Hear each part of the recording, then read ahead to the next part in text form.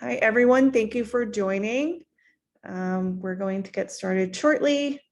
Today with us, we have our panelists, Neka, who is a woman activist, Elvira, also a woman activist, myself, Tanzilia Oren, our project coordinator for Her Migrant Hub, and Dana Alonso, who is our co-director of Her Migrant Hub as well. And let's get started.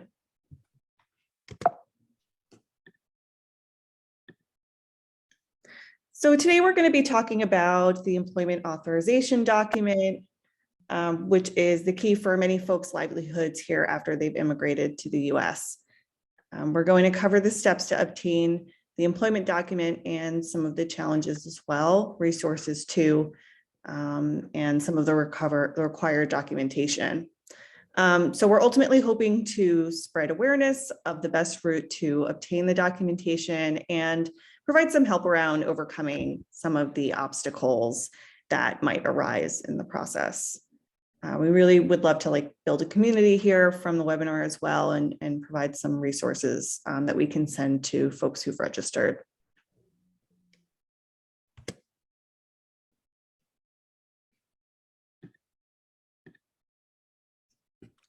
I'd like to give a little overview on definitions and what issues are currently around the work permit.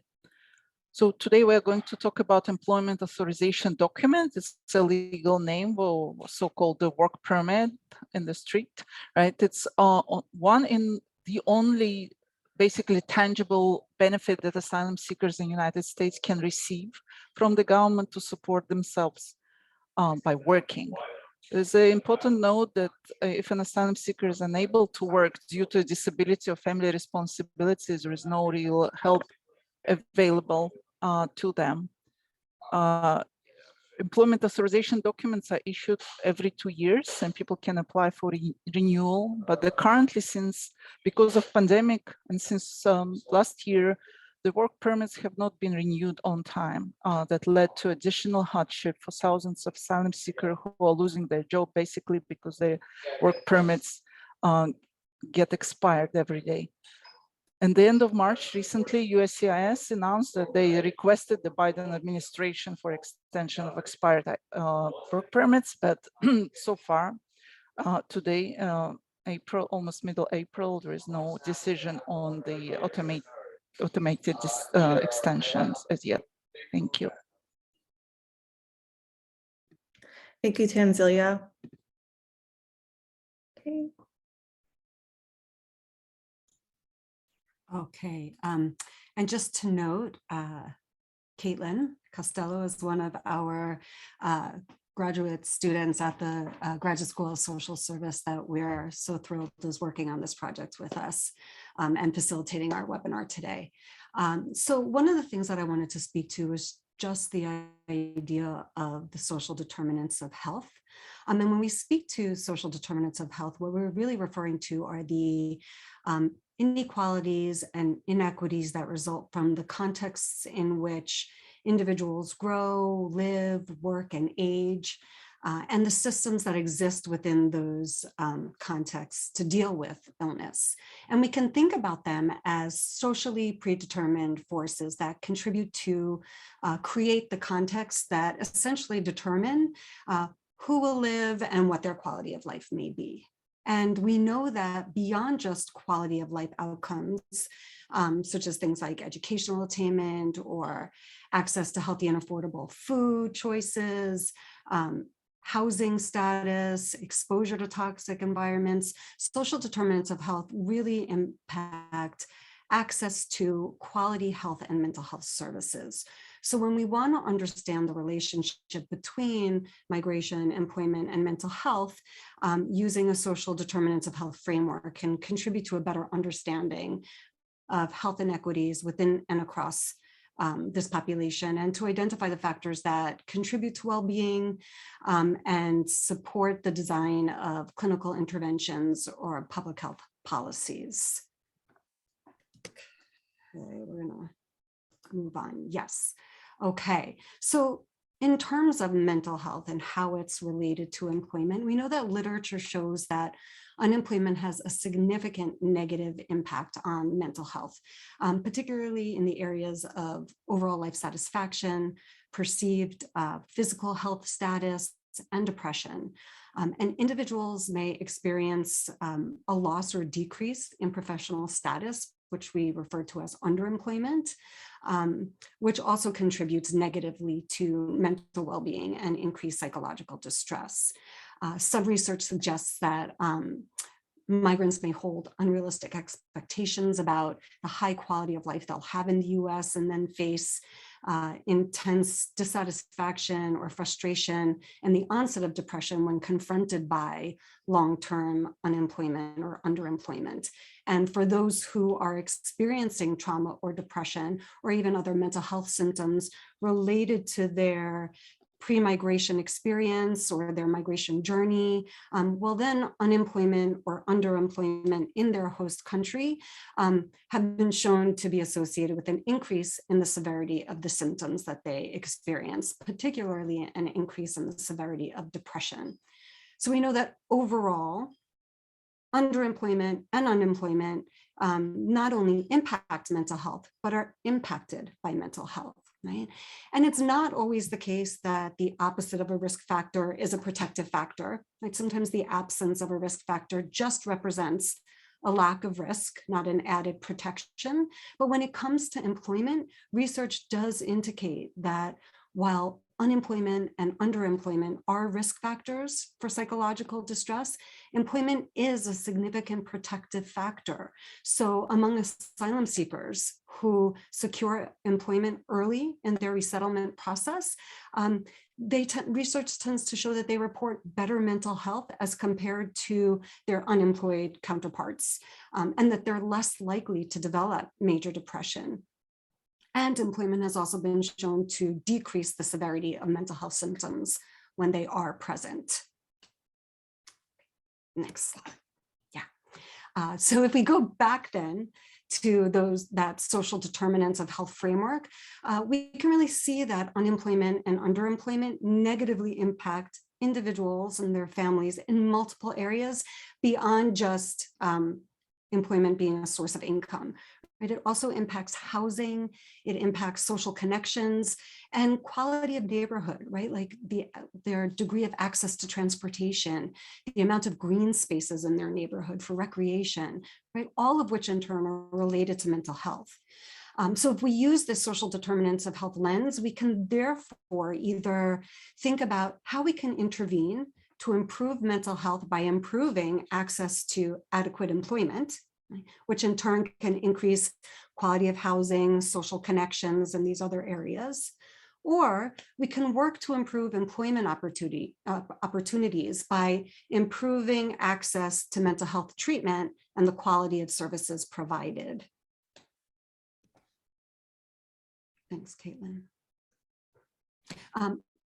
Also, it's important to note that when we think about underemployment, right, we're not just looking at the effects on the individual in general, but society as a whole experiences a loss, right? Underemployment suppresses local economies due to wasted skills, right? The talents of forced migrants that they're bringing with them and can contribute to the communities they've joined.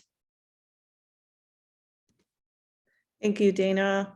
Sure. Now we'll be moving on to Neka, who is one of our women activists, and she will be speaking to her story and talking about the EAD process.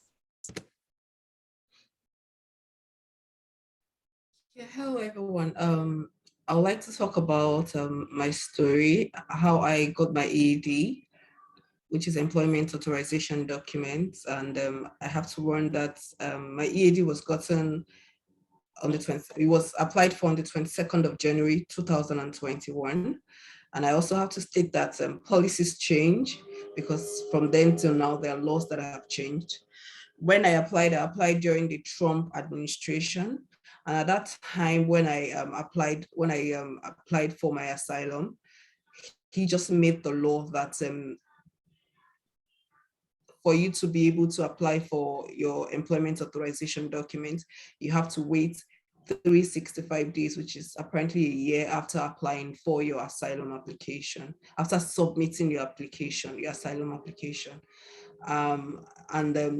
The good thing that happened during that period was that there was this organization named ASAP, Asylum Seeker Advocacy Project, that brought an action against the government for the new policy, and ASAP actually won the case in court, which gave us the opportunity to be able to apply 150 days after submitting our asylum application. For you to be able to enjoy this, you have to be a member of ASAP. I joined ASAP by clicking on the website I clicked on a link on their website where I filled the form to become a member. It wasn't so hard, it was very easy. You fill the information, they give you prompts, you fill the information, then a few days, like 3 days later, I got a notification from ASAP saying that I'm a member of ASAP, and they gave me a membership card. So that card gave me the permission to be able to register 150 days after submitting my asylum application. Then as a member of ASAP, I became also eligible. I became eligible not to pay the biometric fees. Then you're mandated to pay biometric fees of $85, but as an ASAP member, you're not supposed to pay back then. Then I also was given the opportunity to receive my EAD within 30 days after applying as an ASAP member. So I submitted my application precisely on the 22nd of January, 2021. Then when I was submitting the application, you have to follow the rules, because there are things there are documents you have to attach to it. I attached a G1145 form, which was actually optional. That form was to help you state either if you want to receive messages from USCIS via email or via text, they will give you feedbacks on how your application is trending then. So I submitted that form. That is optional. Then I also completed the I-765 using their eligibility category of C8. It is also important to note that while filling the I-765, very, very important to know that you have to fill all the information as required there. And for those places that you're not to write anything, you should write N/A, which means not applicable. You shouldn't leave any position vacant. Also, on the part of the Social Security, there's a part where you have to fill if you want your Social Security card together with your employment authorization card. You have to tick yes if you want your Social Security card as well. Then you also have to tick and sign that you're giving the USCIS permission to give your information to Social Security Administration, so they can also process your Social Security card as well as other documents. You also have to attach two passports. You also have to attach 2 passports to it, where you also write your name behind the passport, then attach your international passport to the application. And you have to attach a receipt notice from USCIS concerning your asylum application, and also send the documents, including writing on the envelope. You have to address the envelope to USPS, writing attention 1765. That's bringing the attention of USCIS to the fact that you're applying for work authorization. Awesome. Thank you, Nneka. So since COVID-19, the Social Security cards will no longer come with your EAD. So you can call the Social Security office that is based in your location to make an appointment. So make sure you have all of your paperwork on the day of your appointment. That includes your EAD card, an approval notice from USCIS, and the passport, your passport, and the Social Security 5 form, the SS5. And we have links here in this presentation, but we can provide links as a follow-up in a document for anybody who is interested following the presentation too. So you may have to answer some interview questions around your finances once you go to your appointment. So be sure to have that information around, how you get your money as well. That includes your bank account number too, and a tax ID number. So after filling out the I-765, the form I-912 is a request for a fee waiver. So you'll have to report that what your income is, and it'll need to be below 150% of the federal poverty rate. This includes joint income. So if you're married, it's going to include that as well. Try to fill the waiver out, even if your income is isn't 150% below the line. You can try to fill it out if you have really high expenses or financial hardship, if you're getting unemployment. So look at the fee waiver, and there are different parts that are categorized for folks to choose which kind of hardship they can opt into on the form. So send the I-765 and the supporting documents to the USCIS, as NECA had said. If you're reapplying, you'll receive a notice of action within the first 30 days and after applying, and that'll allow you to work for 180 days after your EAD card expires. You can check the processing times at the links we've provided, and we found some helpful tips for ASAP members too, which is in the links that we can provide after the presentation.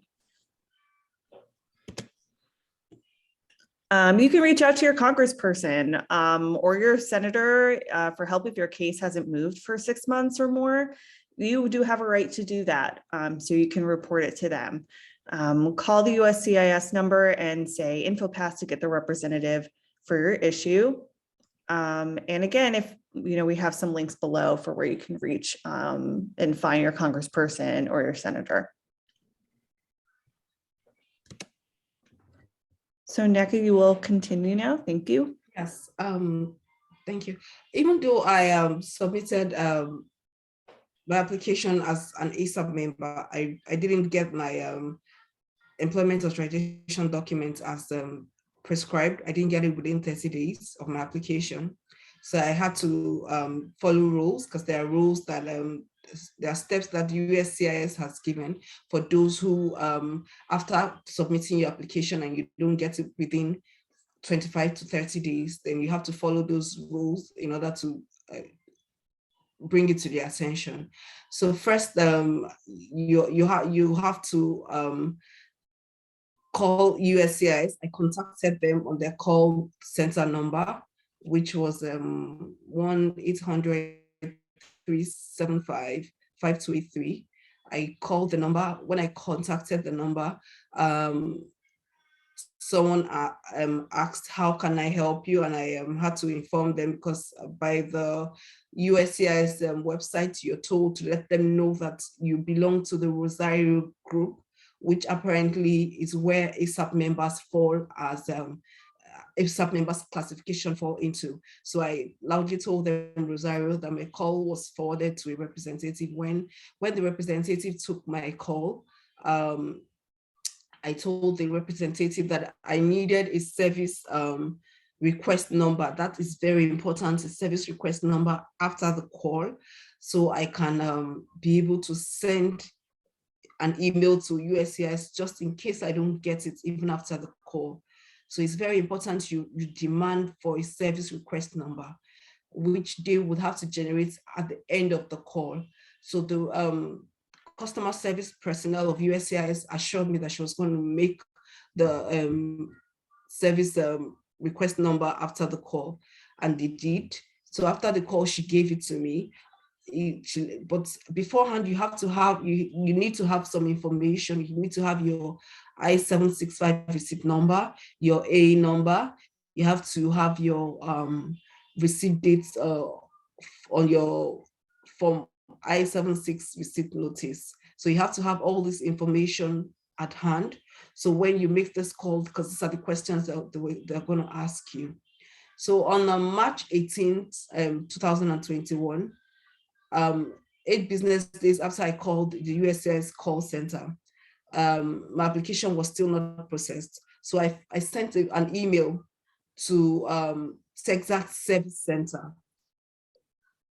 And on the email, I wrote class action concerning Rosario, which is, of course, where ASAP members fall into, the Rosario class. So in the email, you're not to write anything, don't write anything, any history, just give them your name, the service request number that you were given when you made a call to the office, then the date you called the contact center, your I-765 receipt number, then just let them know that you're an ASAP member.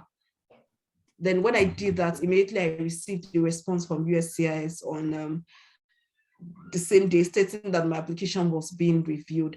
I think they have like an automated reply that they give, and later they follow it up if really your application is being reviewed. So then my application was being reviewed. So they sent me an email telling me my application was being reviewed.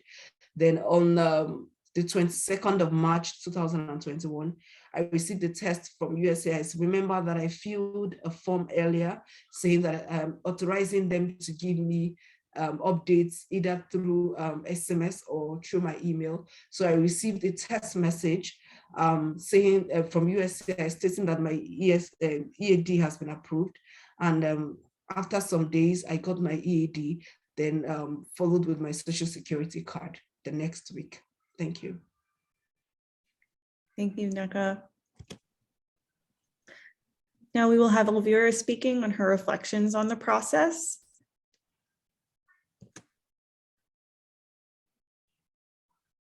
I think you are muted, Elvira.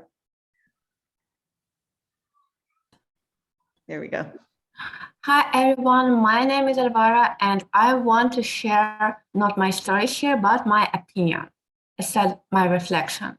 So being an asylum seeker who applied before 2018, I'm that person who had already applied for work authorization 3 times and will definitely have to do it again several times in the future.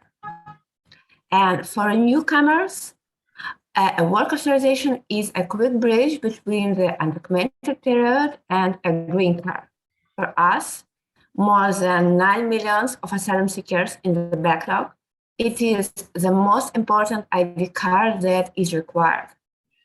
Our social security number is not valid without the working authorization card before asylum granted, which may actually never happen. And being an activist and community leader, I'm constantly listening to the stories of my fellows, of other community members, because it's the best way to learn and to help each other.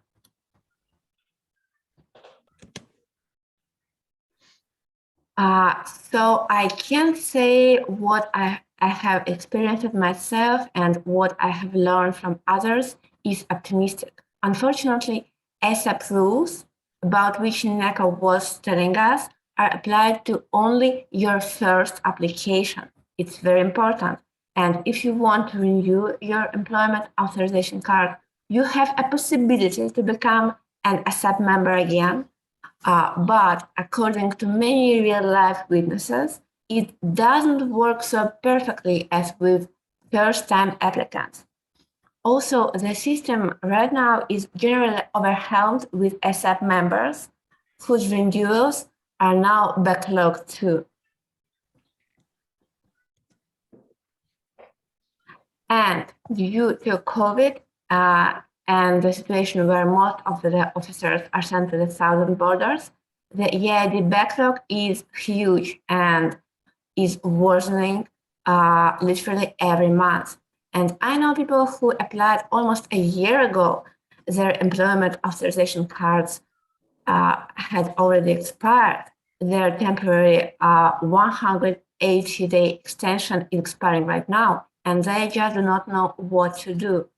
I know people who lost their cards accidentally, and now they have to apply again and pay the full sum again and wait for 6 or more months just to receive an already approved card. And there is no way to replace the lost or stolen card without going through the procedure from the beginning, and no way to expedite the process in this case, which is absolutely ridiculous. And also, if you do call your senator for help, you will need proof of having gone through the process again with an extended wait time. And as was already told by NECA, you have to wait at least 6 months before you can apply for help from your senator or congressman. And 6 months are 6 months. Also, there is a game changer, a recent proposal from the Biden administration where people could speed up their application for a price, an extra $1,500 that should be paid in addition to the regular fee, about $500. And even though this sum is huge, ridiculously huge, and most of the applicants couldn't do it, still the asylum seeker group is not clearly included in this rule. Right now, we can't say if it makes the backlog for asylum seekers even longer or if it elevates the situation. And one thing is totally clear: if you are preparing to apply for asylum in the United States, be prepared to wait extended periods of time for every document and employment authorization card in particular. And in my opinion, there is only one thing that could really help. If USCIS removes all unnecessary and useless checkups and makes the process as easy and fast as getting the state ID through DMV, that somehow managed millions of cases even during the pandemic and managed them successfully. So there is a way to issue those cards in a quick and timely manner. It's just enormous amount of checkups because we might be terrorists makes the process very, very long. And I think that until we end this paranoid and outdated approach where immigrants are seen as a threat to local employment and where everything is done to stop them from getting employment authorization, in fact, this terrible backlog situation will not end. Thank you, Elvira. Thank you, NECA, for speaking. And Dana, we have some closing thoughts and words as well. Yes, thank you, Caitlin. So how do we take this information and the experiences that we heard about today and think about what are the implications for social work practice and think about that through the lens of social determinants for health? What ideally was highlighted today is the idea that at the individual level, we need to be thinking about a variety of different factors, not just pre-migration related, trauma-related symptoms, which of course is critically important to address, but also to provide support for resettlement-related stressors in order to really improve and support mental health among forced migrants and asylum seekers in general. We also want to be thinking at the macro level and what are the things that we can be doing to provide support to this population. And hopefully this webinar highlighted some important strategies around finding satisfying long-term employment, right? First, we could be advocating for English classes to be provided to this community, right? In order to address several different things. particularly underemployment. We know that some individuals come and especially those who are college educated or skilled workers may have basic English language ability, but lack advanced English language skills needed to succeed in a professional level job market. We also know it could help with unemployment as it could improve or expand access to other potential lower skilled jobs as language proficiency, increases. It can also help to mitigate psychological distress, as research shows that a lack of English proficiency is a significant predictor not only of unemployment, but also of mental health problems, and demonstrates a connection between being able to communicate in English and increased social connection and reduced feelings of sadness and depression. We should also be thinking about policies to provide financial support for those who are waiting for, or improve financial support for those waiting for foreign credentials to validate or taking courses to become credentialed in their professions or taking these English language courses. We can also be providing training around building resumes, promoting one's skills, explaining prior experiences in a way that would support qualifications for jobs. And last but certainly not least, improving access to quality and responsive mental health care.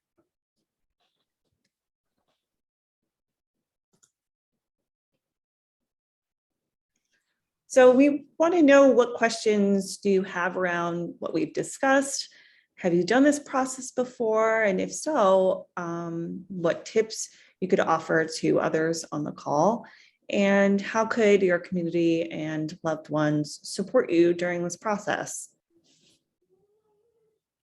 And I'm not sure, it looks like we have some things in the chat too. Just want to.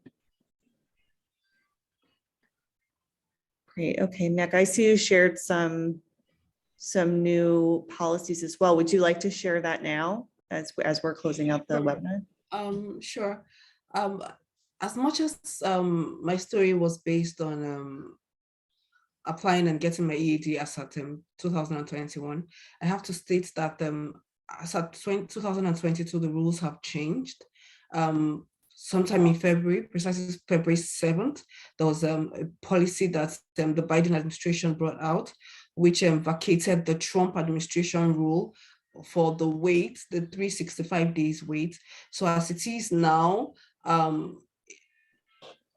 any eligible person, if you already have an asylum application, you can apply for an EAD 150 days after applying for your asylum, after making your asylum application. Also, you do not have to make the $85 payment for biometrics. That's generally for everyone. But then it is said, because we have a lot of backlog, and then because of administrative bottlenecks here and there, you're advised to just follow the old rules. If you're an ASAP member, if it's worthwhile to be an ASAP member, join ASAP. If it's possible, then just follow the rules, apply the way you ought to apply, and put all the documents together. But then it is very important not to make the $85 payment, because USCIS will not take your application. They will not look at your application. If you make that payment, they will regard it as you making an overpayment for your application, so you have to reapply. That's the information I have. Thank you. Thank you. Thank you for sharing that. I know it looks like Vanessa, or we have one attendee. If you'd like to ask a question, feel free. And if, Elvira, Nneka, Dana, if there's anything else you'd like to add, also feel free to do so before we wrap up.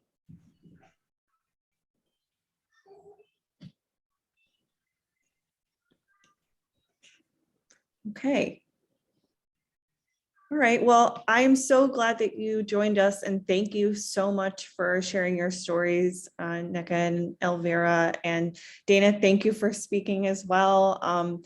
It was really great to work with everyone, and thanks to our attendees who came, and we will see everybody soon and follow up with links for those who attended, and maybe even to others on our email list. So thanks, everybody.